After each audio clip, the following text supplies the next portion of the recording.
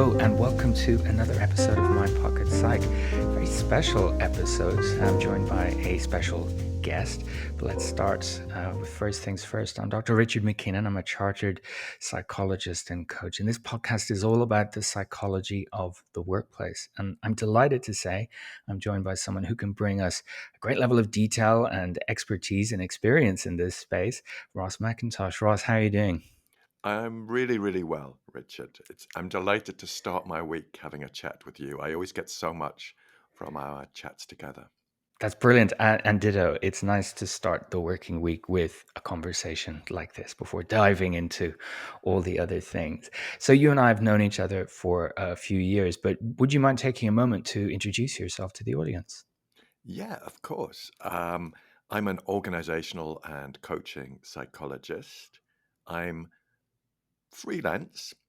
I say that with a little note of almost doubt there, but I'm freelance. I work as an associate for a consultancy, and I also work at City University of London, where I partner with Dr. Paul Flaxman, who's a researcher and globally recognized expert in acceptance and commitment therapy, or ACT, which forms a large part of my work with organizations. It's kind of foundational to what I do.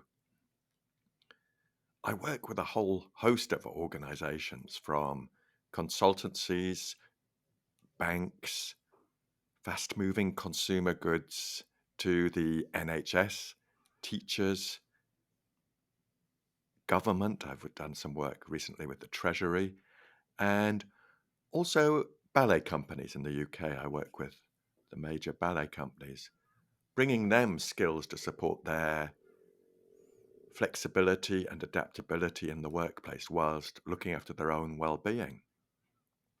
And one thing I must mention, as I'm speaking to a fellow legend in the podcast field, is I have a podcast, much like yourself, and it's a medium I really love. In fact, the more I do, the more I love the Mm. concept of podcasting, and that intimacy between, hopefully, that I can co-create with my guests, and that intimacy as if the listeners are just eavesdropping on a conversation, a gentle, relaxed conversation.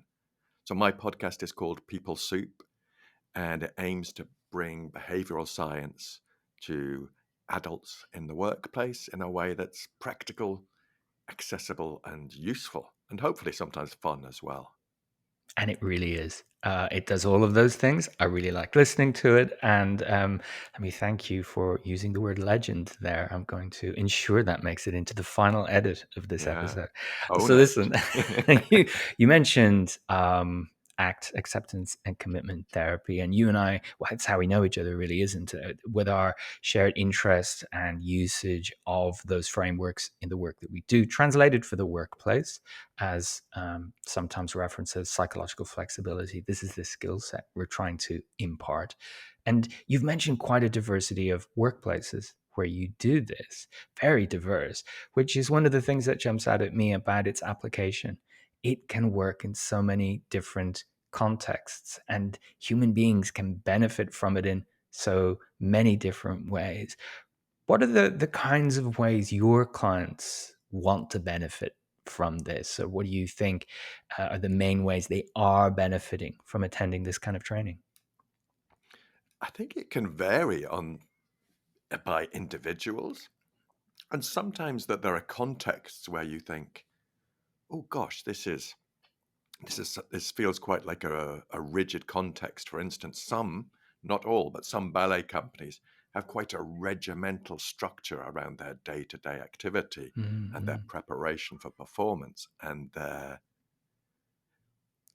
drive to achieve beautiful artistic interpretations. And for them, sometimes it can be on that moment where they're retiring, because ballet is an intense career, Yeah. and folks in ballet retire, maybe if they're lucky, in their 30s, maybe earlier.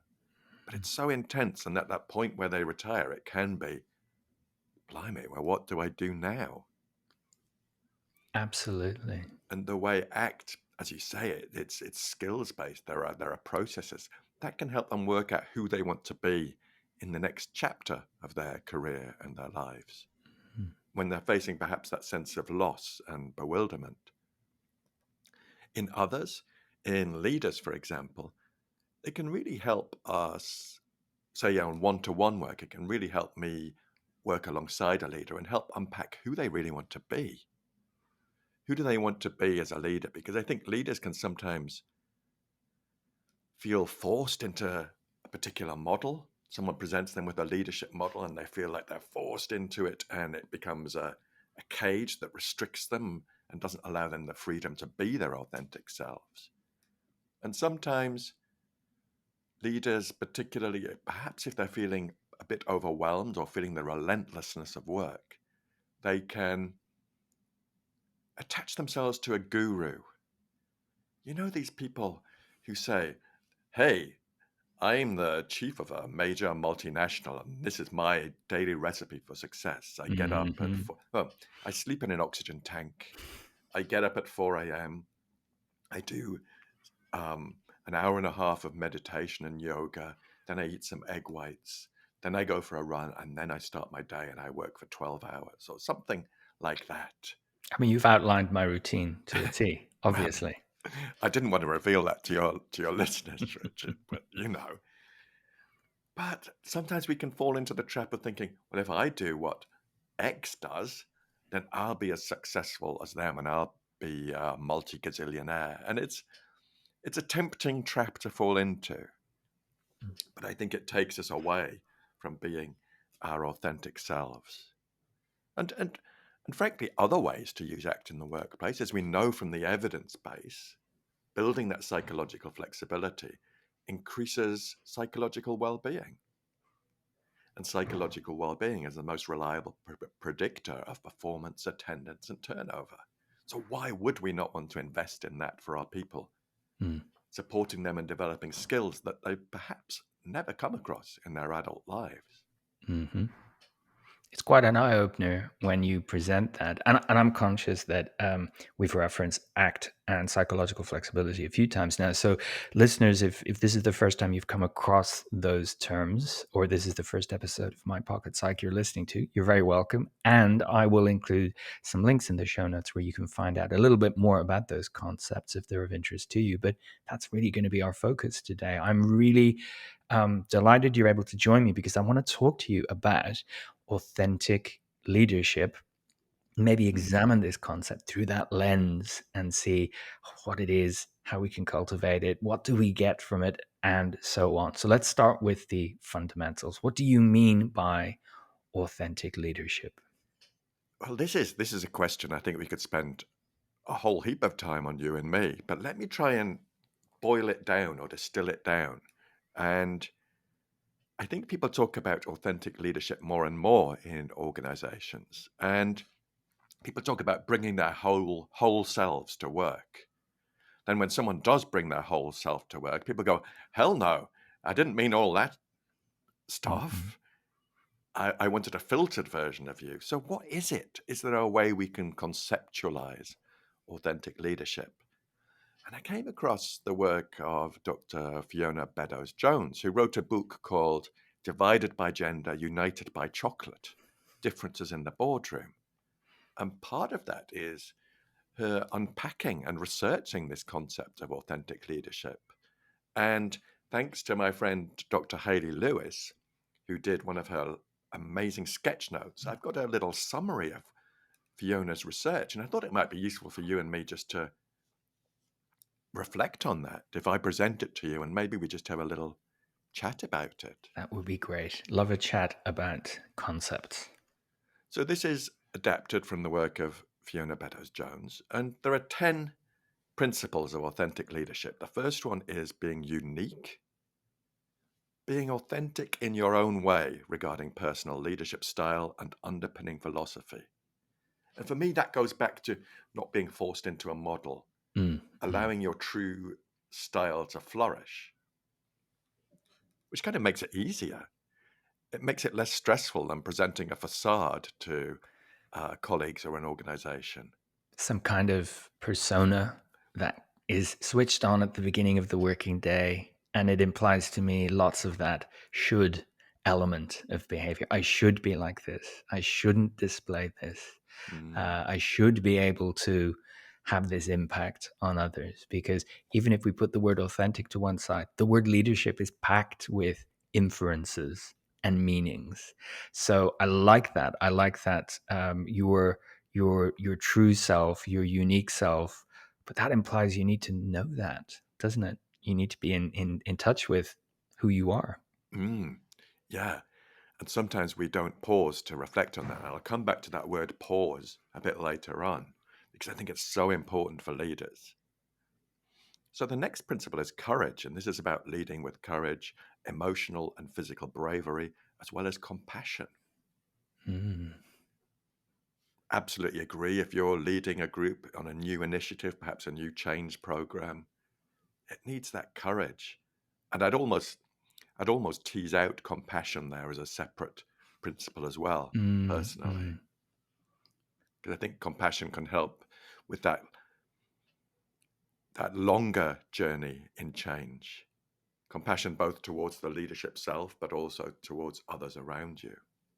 Absolutely. And courage is an interesting word, isn't it? Because I can immediately think of potential downsides to how that's interpreted, and how that could be interpreted by certain people as, very lowest common denominator, man up kind of thinking, rather than when I encounter in the literature that we use, when I encounter words like courage and being brave, it's about doing stuff you know to be important, even though you're not guaranteed success. You're being brave because you're trying things you know are important, and you're not quite sure how they're going to work. That I think is a real element of leading others, because nothing is certain, really. And Mhm. if you only do what you're absolutely guaranteed to know will work, you're depriving yourself of lots of opportunities, aren't you? Absolutely, beautifully, beautifully put. So the next principle, one close to yours and my heart, is awareness, being both self-aware and aware of others.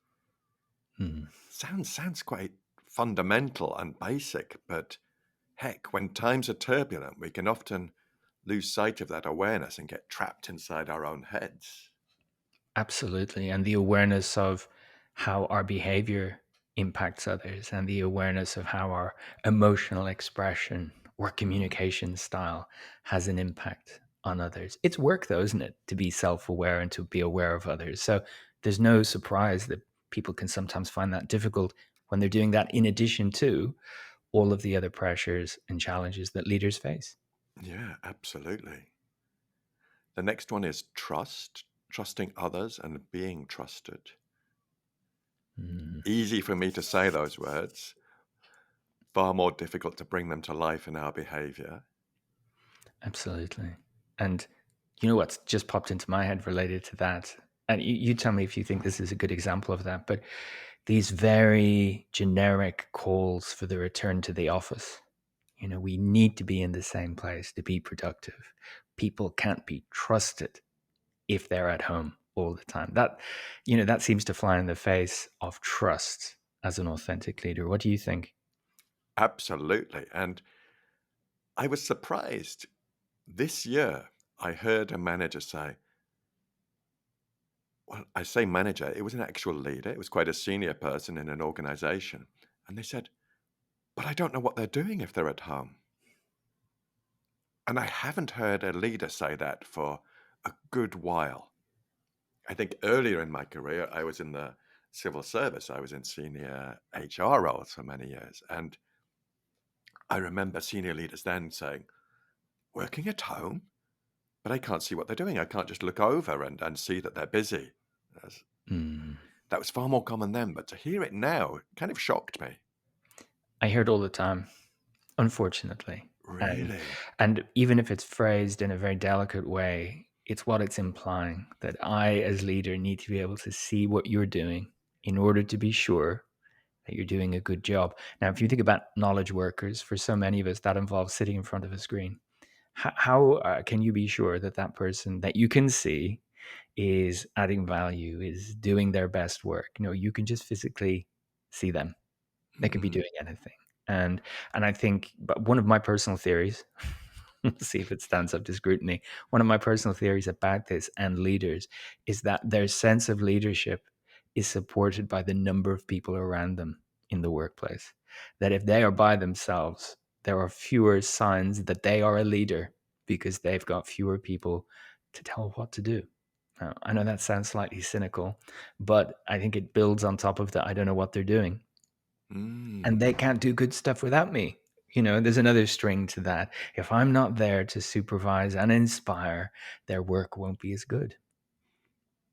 And this, listeners, is why I love conversations with Richard, because we unpack things like this. Because, yeah, maybe that just physical presence of looking out across your vast empire, This is whether it. that vast empire is a team of 10 or whether it's looking down a massive open plan office. That I agree. I think that could play a part. And I think there's some sense of things unraveling being out of control Yes, as well. If people are away, they're probably going in the wrong direction. They're probably not developing what I really want them to develop because they haven't understood, and they won't do it to the same quality standards that I have. And that can just sort of escalate and roll on and become sort of like, everyone back in the office. exactly. And this is me search, but so much of the media coverage of this topic is based on senior leaders' collective beliefs about how it should be, rather than here's what evidence says about people's performance at work and outside of a shared physical workspace. And I want to zone in on that word you used a second ago, control.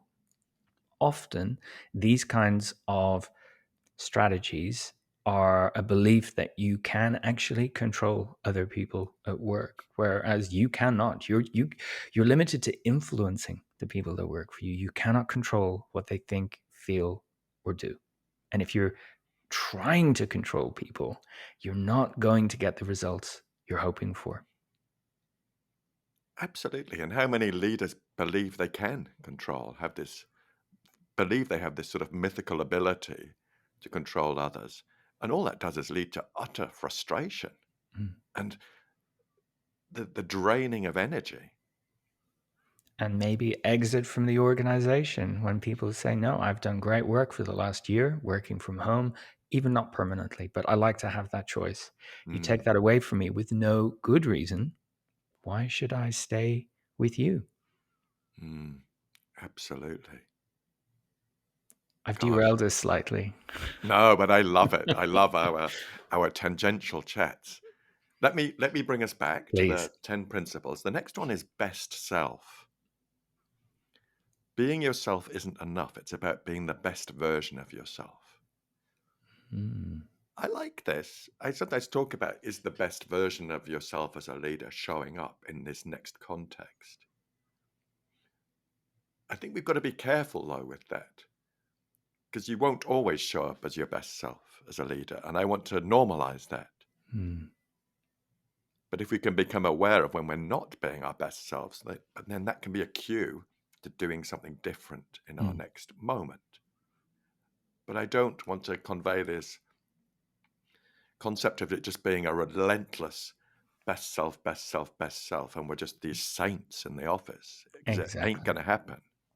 That's quite unsustainable in one way. Mm, I use that phrase regularly to sort of summarize being values led in different contexts. It's a reflection point rather than comparing yourself to others. Compare yourself to a kind of an idealized version of you. What would mm, you do if you were your best self? But I think it's important to frame it as best self possible in context rather than if absolutely. I'm not best, I'm terrible. If it's not good, it's bad. That kind of categorical self evaluation. It reminds me of conversations about productivity. If you rate your productivity as a binary, you'll either be pedaling faster to remain productive, or you'll feel bad that you're not being productive. Whereas if you reflect and ask, given everything that was going on today, how productive was I? It's a very different way of looking at it. So, given everything that's going on this week, to what extent was I my best self? Mm. Yeah, that contextual element is so Mm. important. I know that's important in both of our work, But absolutely, it's getting leaders to appreciate there are many different contexts they'll face every day. And noticing them, understanding the different things they require of us, and looping back to self-awareness. Like just Mm, even the awareness of what am I thinking and feeling right now, and how might that be leaking and having an yeah, impact on other people, or the awareness of um, anticipating situations and what I might do with those anticipations and so on. There's quite a bit in there. absolutely. Once we start unpacking these, that Mm. awareness is so multifaceted and so useful. Okay. Next one is one I talk about a lot with leaders: role model. Mhm. Whatever you do, you give others permission to do, is the note here. And I'd expand on that. And I often talk about leaders being on the organizational catwalk. People are looking at them thinking, so this is how I should behave. This is how I should communicate. This is how I should respond in a crisis. People are looking to leaders for cues. And the best example I've got of that is in in the civil service many years ago. I was coaching a senior leader at the director general level, so Mm. one below the top of the shop. And he was puzzled that people were arguing all around him. People were getting really almost to the level he described as aggressive with each other in open office, having debates with each other. And I was like, oh, okay, that doesn't sound like the normal sort of environment of your office. It was a big, quite a big open plan office. And I said, "Has there anything happened in you? Anything you've done that might have role modeled this for these people?" And he said, "Oh shit." Because 2 weeks earlier, had one of his fellow DGs at his desk. It started off as quite an amiable discussion. And then they'd hit a difficult point where they'd started getting quite heated with each other, shouting and arguing and getting a bit pointy with each other. And whilst this was happening, as he reflected and started thinking, oh Lord, what have I done? The whole office was just silent and watching this like a movie unfolding. So those two Mm. very senior people had set the tone. This is how we do. This is how we operate when we've got a disagreement. And it was then playing out. It was trickling down. It's So, really powerful. so role modeling. Leaders aren't always aware this is a great opportunity for them to show people how they'd like it to be. Where I've done work with organizations around helping them clarify, codify, and communicate their values at an organizational level. That's one of my challenges to them, to the senior stakeholders. You want this to be one of the values, or you say this is one of the values. Are you prepared to do that? Or do you only want others to do it? Because then it's not authentic. And people won't see it happening around them. And the tension between what's said and what's done will be even larger. And that's the kind of thing that can instill a lot of cynicism as well. Never mind the behavioral, fighting in the corridors kind of thing. So I think that's really, really important. That I love that phrase you use. What you're giving permission to others to do. I mean, Mm, that's it's not about perfection, but it's about the tone you're setting yeah. and reflecting on what impact that might be having on others' perceptions of the workplace. Hmm. And there's another element I look at this with leaders is, do they have the courage to tackle behavior around them that isn't aligned with how this team wants to be? Because that can be quite daunting. Mm. But I love this phrase: you get the behavior you reward. So if someone is being a bit disruptive, a bit of an asshole in the workplace, and Technical term. yeah, yeah, obviously, sorry, I don't want to bamboozle people with terms like that, but yeah, then and it's not tackled, Mhm. then people say, oh, well, that's how we should be. Again, it's that role modeling. And also the element of the high performer who's terrible with others. To what extent, your needs are being met because they're doing a phenomenal job on paper, if you like. Mm. They're hitting all their targets, but the trail of destruction they're leaving behind them interpersonally is causing problems. Are you prepared to tackle that? Because if not, Amen. you're saying that's okay. Exactly. Mm, Right. We've got four more, Richard. let's So do it. holistic, the sum total of who you are, what you know, what you do, what you believe, and what you value.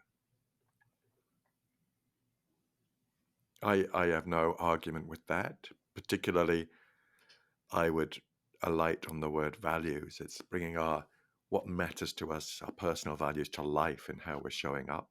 Mm, The next one is embodied attitude. It's an embodied attitude of mind as much about being in the world as it is a way of doing leadership.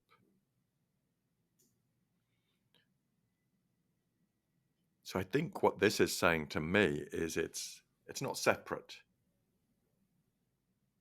There's a boundary between you as a leader at work and you outside of that, but the fundamental underlying principles are the same. It's got part of that authenticity.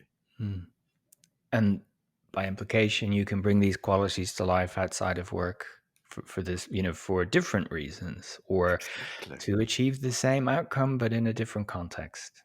Yeah. Mm, So not flicking a switch when you arrive in the car park before you go into the building or before you log on in the morning, but rather you're cultivating these things as a person and bringing them to life in that work context.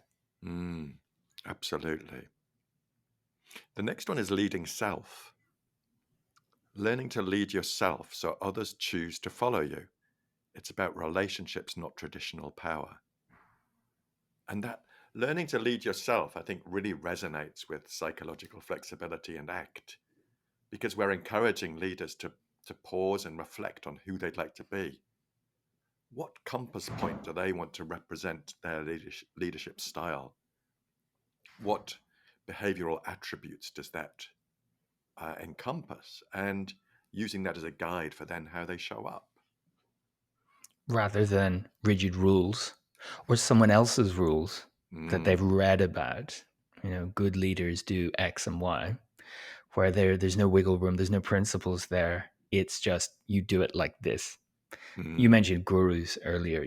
They're the bane of my professional life. Oversimplified messages that maybe had roots in research, but they've now been distilled into something that is too generic, too rule based, and is parroted rather than absorbed and brought to life in different ways. So that flexibility, that values element, that awareness of context, all super important to be able to deal with the different things that come before an organizational leader at any time of any day. mm, yeah. And the final one is relational. It concerns the relationship you have with yourself as much as it does the relationships you have with others. So aligned with ACT. For me, we know that our minds can produce lots of stuff thoughts, emotions, memories, sensations, urges, and that stuff can sometimes be really helpful for us in being our authentic leadership self. And sometimes it can really hinder us, it can really get in the way. Thoughts like, oh, I'm not good enough, or I'm going to be discovered for the fraud and the charlatan that I am, can really impact the way we show up, Mm. and perhaps not the best version of ourselves. And what we do in response to that, and when that turns into behavior that prevents us from doing something helpful or leads us to doing something unhelpful. And it's very hard to like people if you don't like yourself. It's very difficult to have good quality relationships with others if you don't have a good quality relationship with Mm, yourself. Coming back to compassion from earlier on, absolutely. self compassion can help really unlock a lot of that, acknowledging fallibility acknowledging the lack of perfection within us, but also acknowledging and understanding the needs of others and how they might be feeling or what they might be thinking, considering that stuff. And if you don't mind, we're deviating again, but going back to that point about power you mentioned, you know, I often include references to organizational power in management and leadership work that I do to flex or give people the opportunity to flex their style. That legitimate power, so called, that comes with their position is only one kind of power you might use in order to influence other people, in order to get things done. And don't underestimate the power of relational power.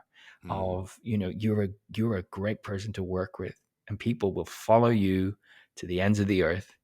But if it's all about how senior you are, or if there's some kind of compliance or threat based, mm, then you'll get what you asked for, but you won't get any more. And you might get some of that malicious compliance.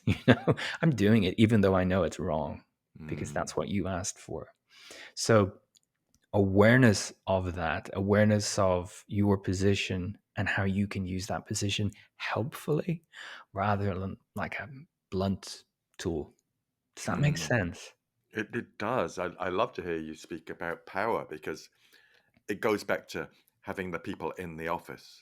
That's a Exactly. power move. How can I use my power if no one's here to listen to me? Yeah. And looking at different ways, if someone's really fixed on that word or that concept of power, how can you use your power in different ways? Maybe to lift others up. That's a great way to invest that energy and effort in how can you use your power to lift up others.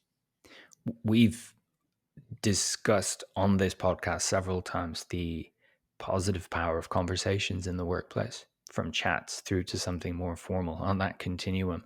And when I do workshops about this, a point I try and consistently make is that every chat you have with someone that works for you or works for someone who works for you, you have the opportunity to positively impact their experience of the day at work. But also, the opposite holds true. You have an opportunity to put a dent in their motivation, satisfaction, self concept. So we can use conversation to really, as you say, lift people up. And as a leader, to be super aware that um, we're visible and we cast a bit of a shadow sometimes, or our position does. So others' expectations of us, where it's helpful, we can really step outside of that and challenge those expectations of what a leader is. Bring a bit of flexibility into it. Mm, Do what's helpful, not what is in a rigid box that says this is what a CFO does and doesn't do. And to bring that to life for the people around you, because arguably leaders have the opportunity to improve others' experience of work more than others because of the legitimate power they have to change things, to introduce things, to invest in things, to challenge behaviors. They can really have a powerful impact on the culture and the mood and the tone. Um, but if your focus is task, getting things done, getting it out the door, then that won't take care of itself. Things will happen, but you need to keep an eye on that and you need to be aware of the impact you're having on that by what you say, don't say, do, don't mm. do.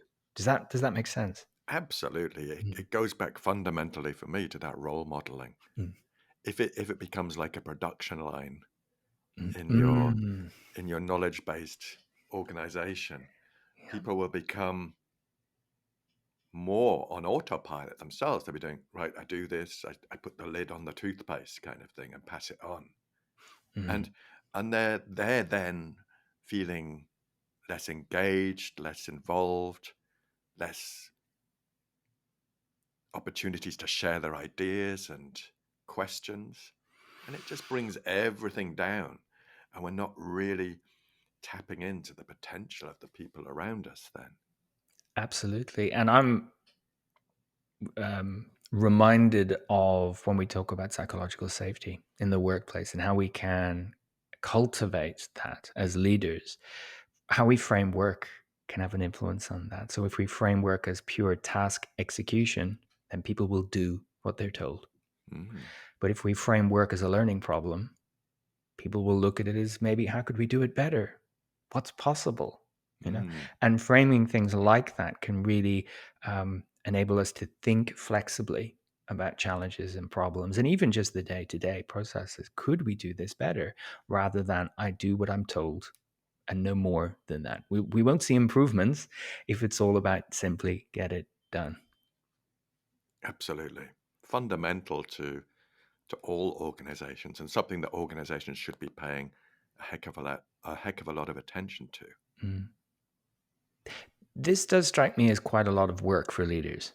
Mm, I mean, I imagine someone's listening to this and saying, wait, you want me to do that on top of everything else? I mean, I think it's a legitimate challenge, isn't it? So, how might we present this to aspiring leaders or leaders as something that is really deserving of their focus and attention?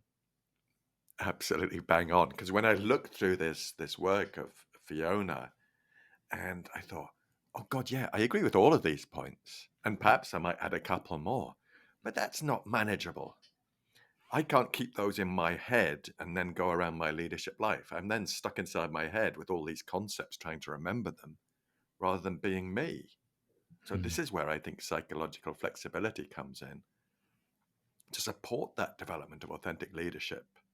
And that's been my sort of thought mission for the last few months, thinking, how can I present psychological flexibility in a compelling way to meet leaders where they are and support the development of their awareness, their adaptability, and their authentic action?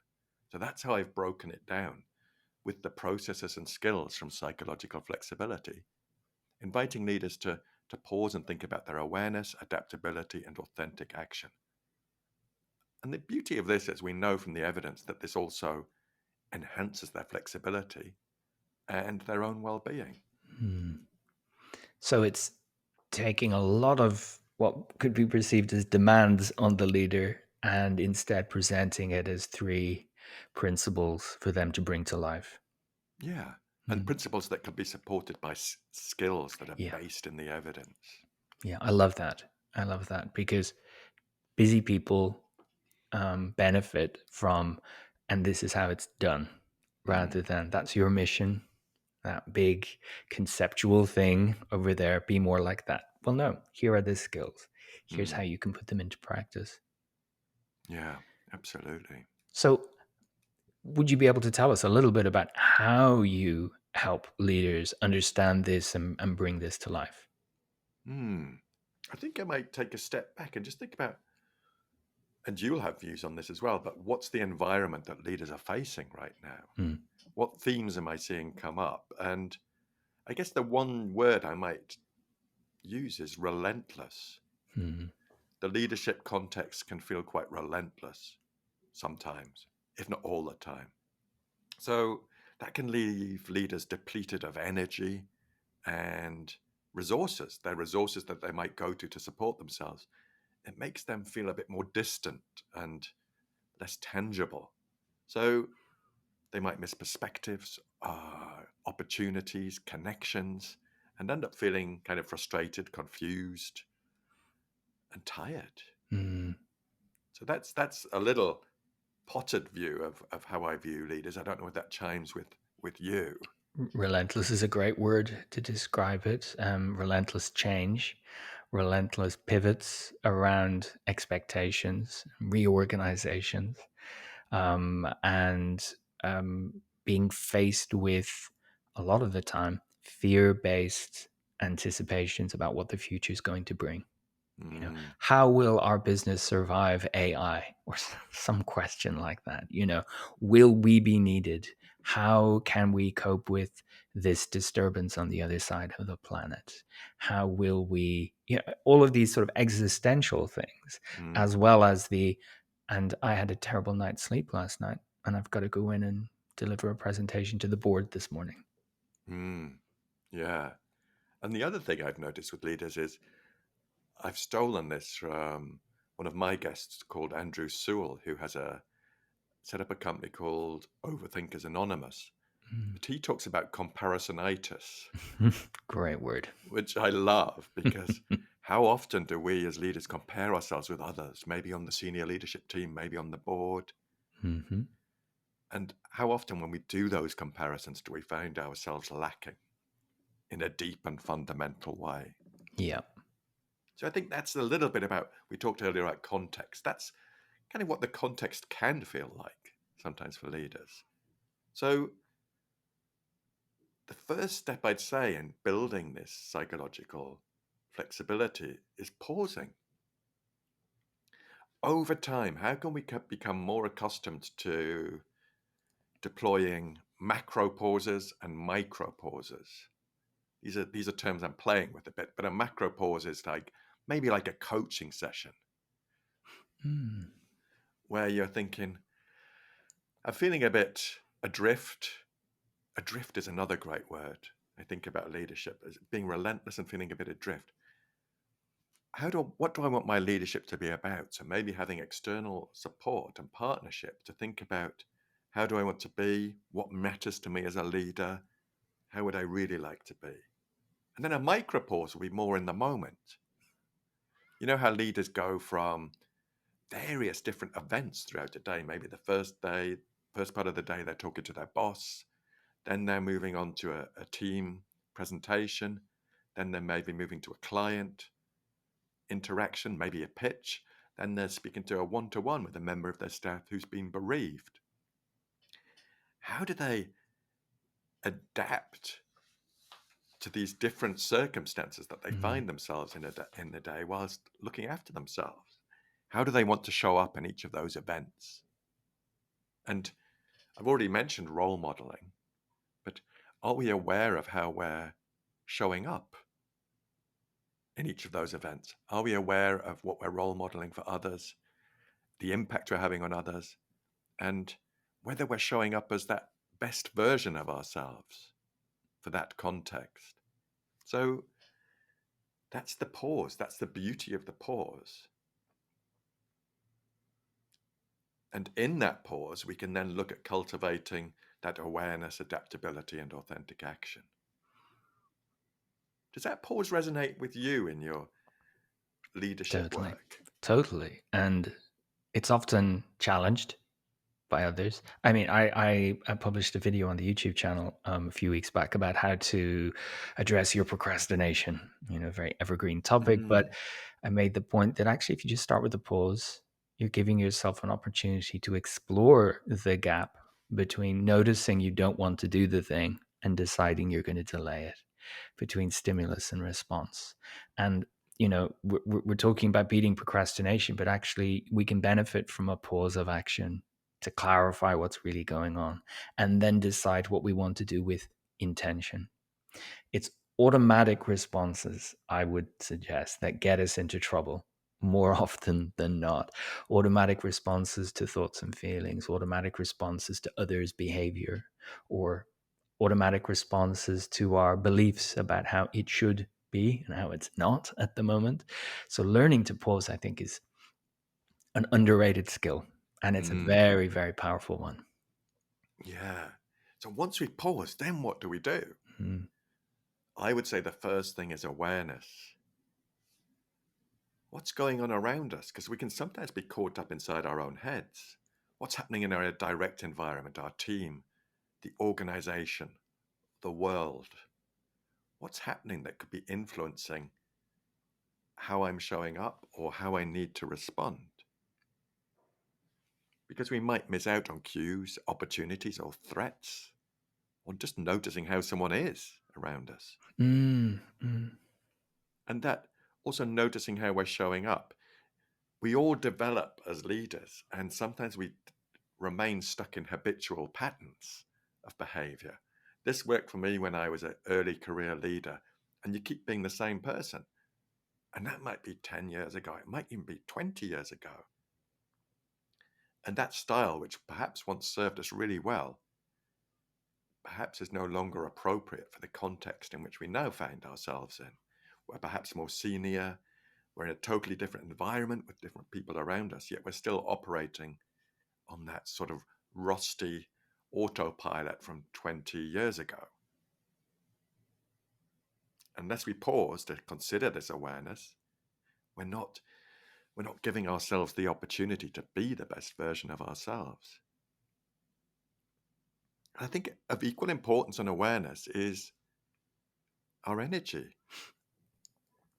our capacity to appreciate perspectives. What are we doing to recharge our energy every day?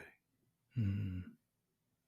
So that awareness can also lead to our time outside of work when we're with friends or interacting with family. What are we doing there that helps us recharge ourselves to be the leader we want to be? I think this is an incredibly important point because when I talk about how people can do what matters at work and be productive and be their best selves at work, um, others often start with the point of time management. It's useful to know where your time goes and to be aware of that, absolutely. But time is just one thing, and different activities will deplete your energy in different ways. And to build an awareness of your feelings around energy and knowing how you can look after that when you're not at work, I think is as important as knowing where your time goes. Because if you've got no energy left to do things that are of equal importance to you outside of work, you won't be your best self in life.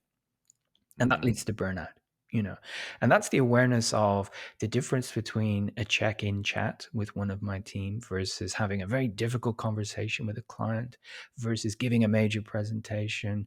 These things might have similar amounts of time on the calendar, but have very different implications for the energy that they will require and the attention we'll have to give to them. I think attention management is as important as time management. What are you doing with your focus? So just even challenging people to think about that for a moment is very, very important. That awareness piece, because it's at mm, multiple levels. What am I aware of? yeah. And I love the way you described those multiple levels, because I think there's one level we've touched upon, but this is almost like part of the superpower of awareness. It's what's going on in our heads. If we're being influenced and captivated by a thought that is like, I'm not as good as John over there, my fellow board member, he's really rocking it, then that impacts how I show up. It can lead me to maybe not speak up in a meeting, not share my views. And that can lead to sort of despondency. So it's, can we become aware of what our minds are doing? And to be It, clear, our minds are doing stuff that they've evolved to do. They're mm, not broken, mm. but if we're having this type of thoughts, we can change our relationship with them so we can still connect with that, who we want to be, our authentic leadership self. That is so fundamental to learning the thinking skills of noticing where your focus is. In other words, am I focused on my own thoughts to the exclusion of what's going on around me? And if I'm captive, I love that word, captivated. If I'm captivated by thoughts about how I'm not going to do a good job of giving this feedback, I Mm, may well fail to notice how the other person is before I start giving them the feedback and miss the cues that maybe today is the worst possible day to give them this feedback. So, what am I focused on? Where is my focus? Or when is my focus? Is it on the future and the past to the exclusion of right now? And am I aware of how I am responding to that stuff, that mental stuff, and that stuff that's external to me? mm, It's asking a yeah. lot, but when we can teach people these skills. And I think when in my own coaching practice, I would estimate that coachees get the maximum benefit out of the whole work that we do when we're using ACT from this learning to see thoughts for what they are, not what they say they are. This diffusion piece, being able to step Mm, back from them and not being caught up in them all the time. And it's so powerful because so many of the people in the world don't realize they can do that. We sort of mm, grow up thinking, I need to solve these thoughts. I need to sit yeah. with these thoughts. I need to act on these thoughts rather than, nope, they're just thoughts. Yeah, isn't that the way that we've grown up like this? This Mhm. is this is something I need to solve. or I need to banish these thoughts. Mm, Like keep them tightly sealed in a box, and that takes energy to keep that box tightly yeah. sealed. And while I'm doing that, it's preventing me from doing other things that Mm, could be equally or more important. yeah, that leads beautifully on to the adaptability piece. So once we're started to enhance our awareness skills of what's going on around us, how we are showing up, what our minds are doing, can we then make a choice of how could I be the best version of me in this particular circumstance, in this one-to-one meeting, or this difficult conversation with my boss, or this team presentation where I'm looking to energize and be a visionary leader in front of this team. How can I deploy what matters to me in a way that has a go at achieving that? And you won't always succeed, but it's about you being a bit more prepared. It might, as you say, it might be an hour in the calendar, but it might take a bit more thought and preparation to think about who you want to be that adaptable leader. That um, is such an important point. The hour in the calendar. I think whether I'm remembering this correctly or not, but yeah, we focused on it on the podcast. This notion that when we look at how we want to spend our time, it's coming back to the old adage that the map is not the territory. So I have an hour in the calendar for that, but that is not going to feel and look the same as this other hour tomorrow because the activity is different, the context is different, the people are different. I'm going to be different. So calendars are great for giving us a visual representation of how we want to spend our time. They're lousy, really, at predicting how that will be experienced. We have to really be aware and we have to give thought to that before we do it. Yeah, giving thought to how we want to adapt for that meeting. Mm. Knowing that in that meeting, it could be like tales of the unexpected. Things come in left and right, and that were Great reference. completely unpredictable. And that's when a micro pause can really come in, and we think, oh, crikey, there's a curved ball coming in. Yeah. Just taking a moment and thinking, okay, this changes the direction slightly. I can choose how I want to show up now and adapt in the moment. And I find that once we start working with these skills with leaders, the way they combine really helps them get quite interested and invested in this flexibility. It's like playing a video game. We're responding and we're doing things differently and we're weaving. Mm. And that can be in itself sometimes quite energizing. Absolutely. Letting people understand they always have a choice in how they behave and that choosing how you want to be is not the same potentially as choosing what you want to feel. So we can feel one thing and behave in another way if that's really helpful in that Mm, context, or at least not using our feelings as a precondition for our behavior. So I can't do this until I feel okay about doing it. I can't have this conversation until I feel confident, and so on. mm. Understanding that no, I can decide to do it. The behavior is a function of my decision, not this stuff that my mind is giving me. Yeah. Which leads on to the final part for me is that authentic action. How fundamentally do we want to be as a leader? How would we like to impact with others? What do we want to be about? How would we like people, in its broader sense, how would we like to be remembered as a leader? Because people will remember how you were, not that you broke sales records or achieved this amazing campaign or developed a new policy. They might, a bit of that, but they'll more remember how you impacted on them, How you how made them you were. feel. Yeah, Mm. absolutely. This guy came into the office and we were scared of him because we didn't know how he was going to respond. Or Hmm. this person came in and genuinely took some moments with us each day to ask how we were and listened when we answered. You know, two very different impacts on others based on some simple behaviors.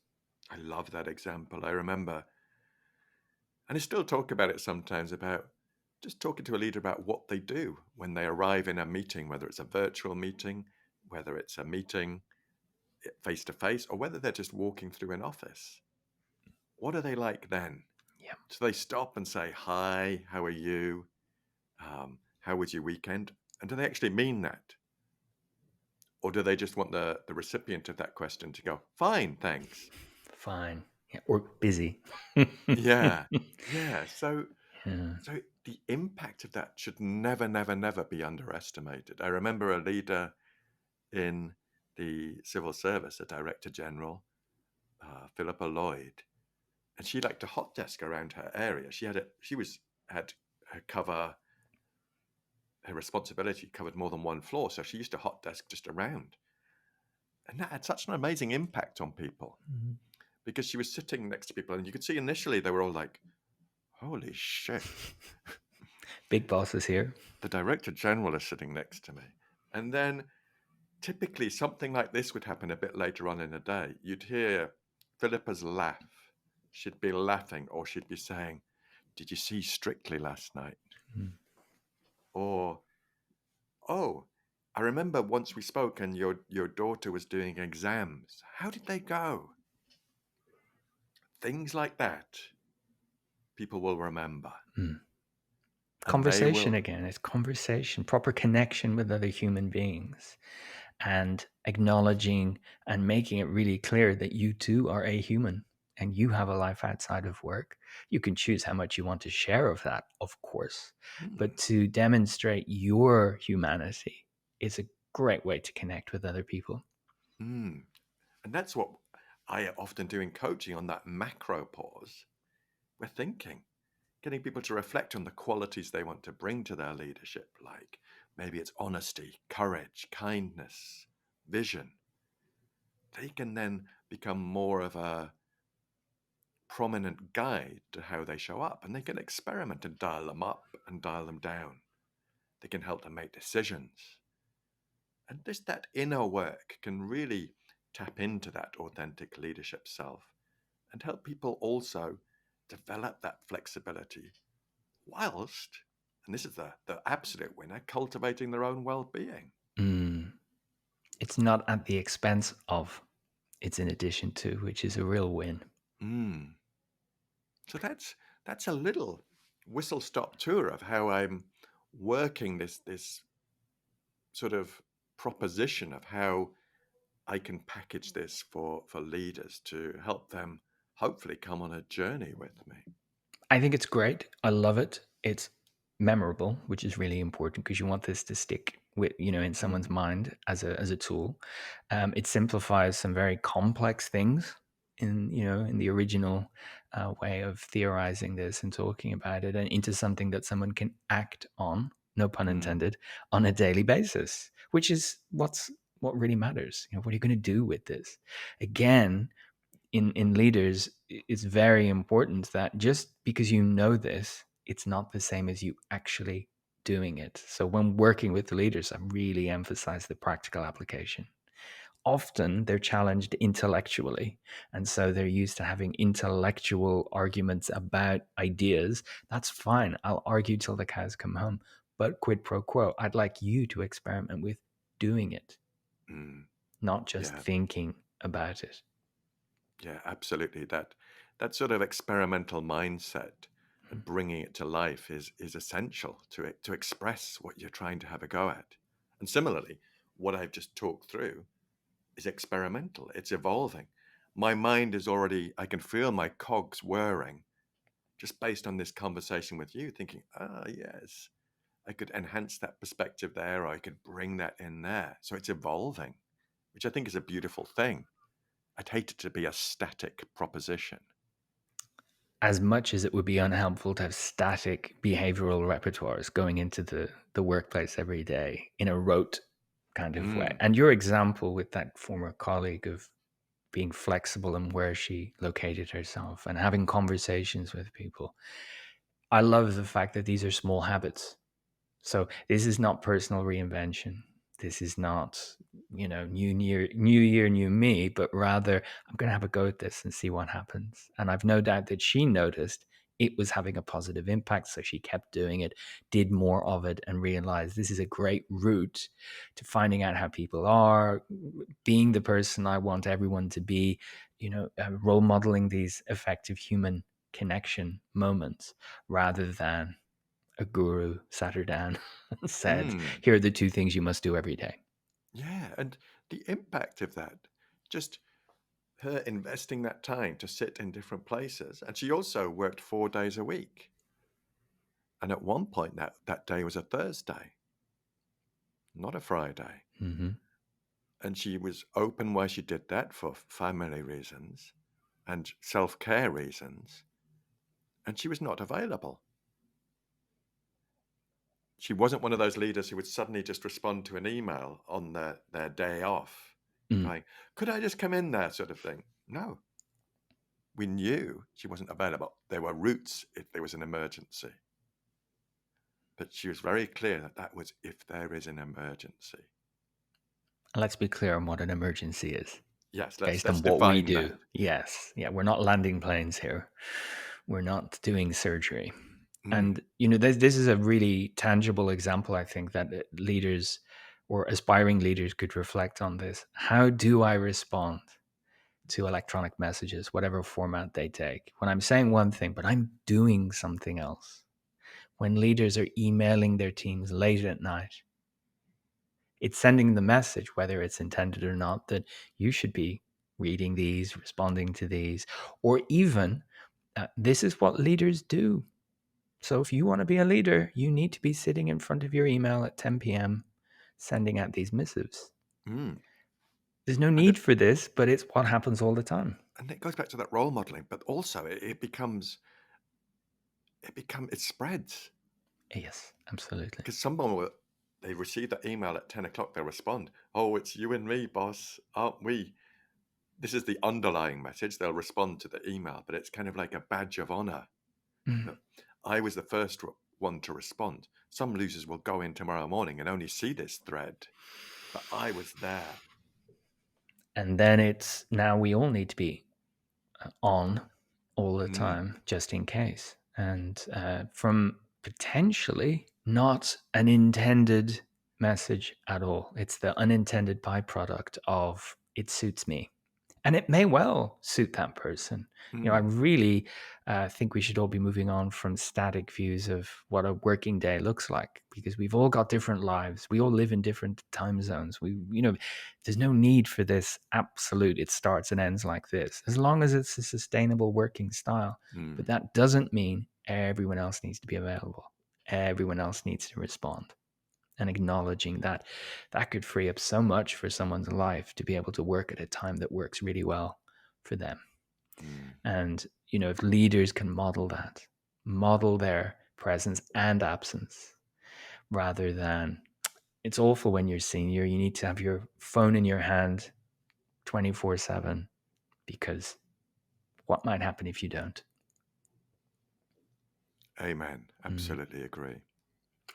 Ross, this has been fantastic. I love how we kicked off our course. Actually, we just take 30 minutes to do this, and we're over an hour now, but that is not a problem as far as I'm concerned. And I know listeners will hopefully have enjoyed this, but also possibly have questions. So, listeners, you can get in touch via email. Drop us an email at podcast@worklifepsych.com, or you can join us on our online community at worklifepsych.club. And we have a space there just for discussions all about the podcast. And it's a free resource. It's just somewhere online. I know sometimes people don't like emailing, but they might leave a message on the club. So you can do that as well. And we're on the social channels if you prefer to use one of those. Work Life Psych, you'll find us there. Ross, I'm springing this on you, but I do this to PLR every time. Any final thoughts? What would you like listeners to have ringing in their ears about authentic leadership? Good question. And I think what I'd go is a simple question. What are you doing today to recharge your batteries? Mm, I like that. I because like that. without that battery recharge, it gets more and more difficult to be that best version of yourself a bit more often. And that recharging could be different for every single listener. And it needn't imply lots of time, but Mm. maybe time away from your screen, time Yeah. outside, a sit down with a cup of tea, a moment with someone you really like, at work, a walk around the workplace, just putting down your digital device. Yeah, so many different ways we can do that. I love that.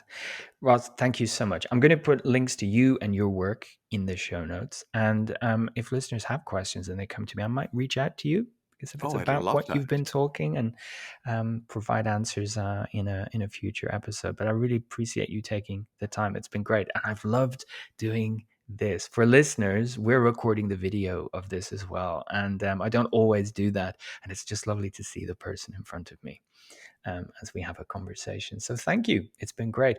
Well, look forward to our next conversation. But for now, everyone, thank you for listening.